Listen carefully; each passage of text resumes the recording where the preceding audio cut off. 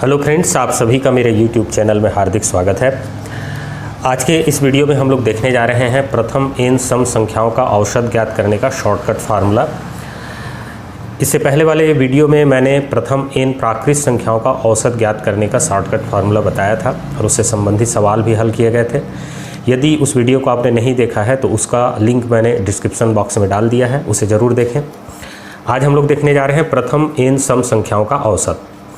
तो प्रथम n सम संख्याओं का मतलब 2, 4, 6, 8, 10 से है और यहाँ सम संख्याओं का अर्थ धनात्मक सम संख्याओं से होता है।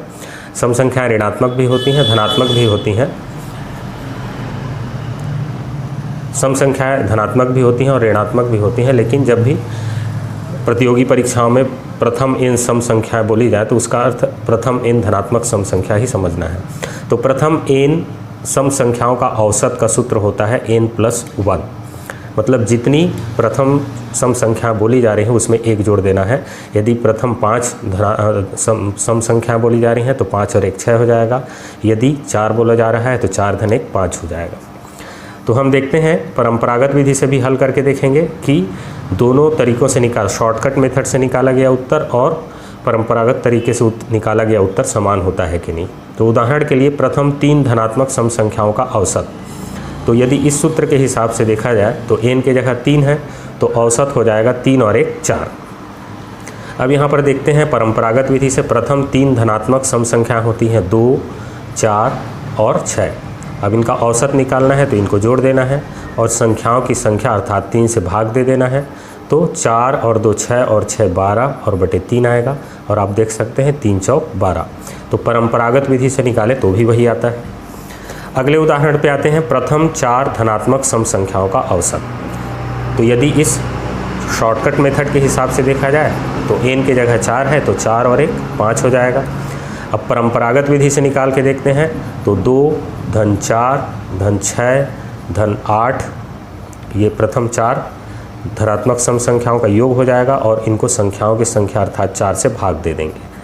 तो 2 और 4 6 और 6 12 और 8 20 और बटे 4 और 20 को 4 से भाग देंगे तो हमको 5 प्राप्त होगा। तो इस प्रकार से देख सकते हैं, शॉर्टकट मेथड से भी वही उत्तर प्राप्त हुआ और इससे भी वही उत्तर प्राप्त हुआ, लेकिन इसमें समय बहुत कम लगेगा। उदाहरण 5 है, प्रथम 5 धनात्मक सम संख्याओं का औसत। तो इसमें शॉर्टकट फार्मूले के हिसाब से देखें तो 5 और 1 6 हो जाएगा। परंपरागत विधि से करेंगे तो 2 धन 4 धन 6 धन 8 धन 10 और संख्याओं की संख्या अर्थात 5 से भाग दे देंगे।